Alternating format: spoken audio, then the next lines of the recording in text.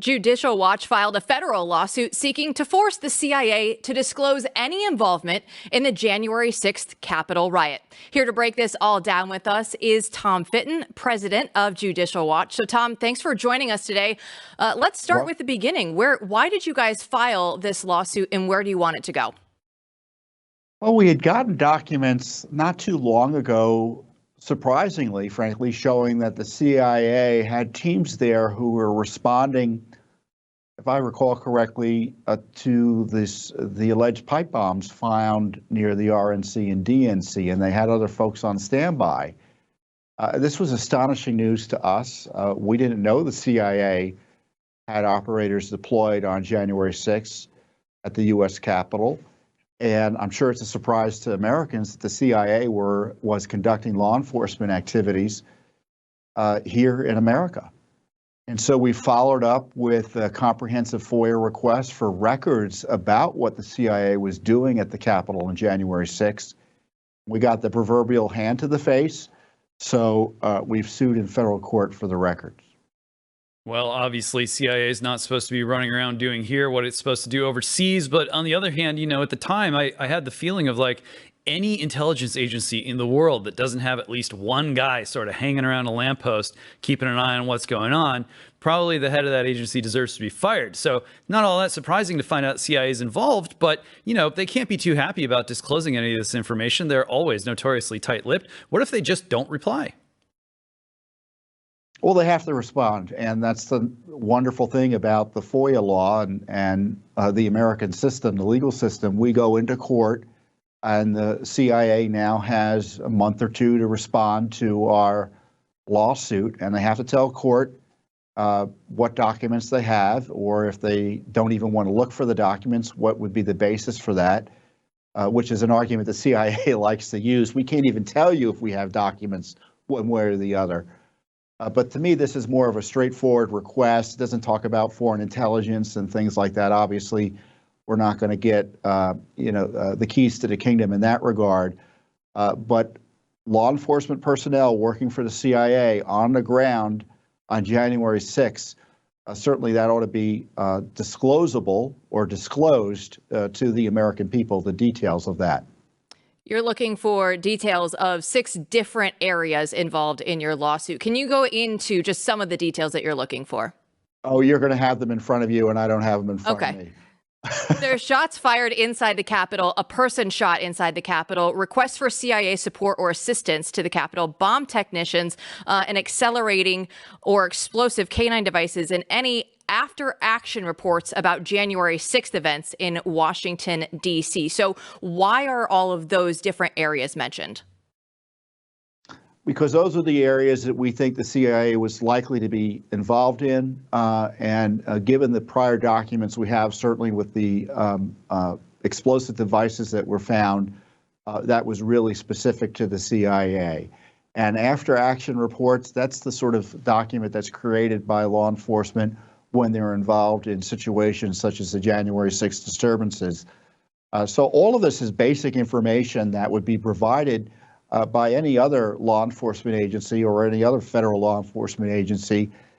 And again, I'm still scratching my head why we're even using or talking about the CIA in the context of domestic law enforcement activity.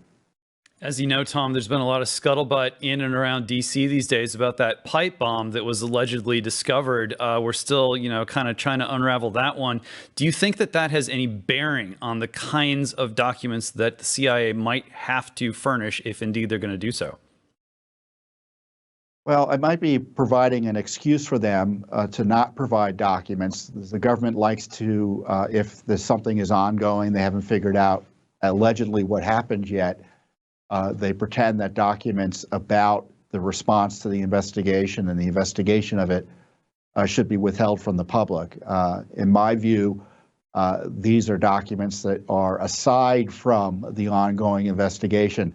And I tell you, if the CIA is involved in the ongoing investigation, boy, would that be news. You said that they have about a month or so to respond. What are going to be the next legal steps in this case? Well, typically the government will give the court reasons as to either a timeline to give us documents and explain the withholdings. Or in the case of the CIA, sometimes they say we can't give them any documents at all or tell them one way or the other whether we have documents. So it's going to be interesting to see if they admit to having any documents, and then subsequently what the timeline for reviewing those documents and producing the releasable portions of which they should be producing to Judicial Watch. I'm going to let you speculate here if you want, or at least make a little inference. DC, famous for its turf wars, the intelligence community no exception. If CIA was poking around down there, what other agencies or bureaus do you think were in the mix on that day? Well, we know Homeland Security was through the Secret Service. We know the DC police were. The FBI has confessed to having people there on January 6th. We're suing separately, I know, for the DC police body cams. And then, of course, we still have the U.S. Capitol Police, another federal law enforcement agency that really doesn't have some of the basic transparency requirements most other federal and local and state law enforcement agencies do. I mean, for example, I mean, they still have emails they're sitting on from that day between the Capitol Police and the board that runs security there in the Capitol, and House and Senate and House members and senators. What's in those emails? So the question is, which agencies weren't involved? You have the Department of Interior, the Park Service. You would have thought there'd be a comprehensive investigation of all of that by the January 6th committee, but that was a rump committee designed to destroy Trump and scare anyone from questioning Biden's election. So they weren't interested in that much at all. Tom, my last question for you is, we are almost up to the next election, and yet we are still trying to go back and figure out everything that's happening on January 6th, and people are still getting arrested. We're still trying to get all of these answers.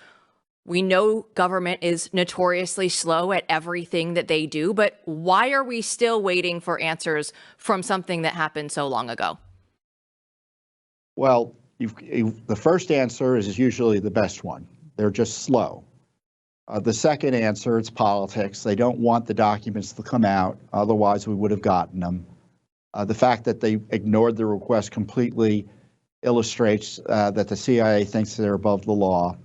And if I were the next president, the next honest president, I would go on a transparency tear and require all the agencies to disclose all this information and other information that the American people have been agitating now for years.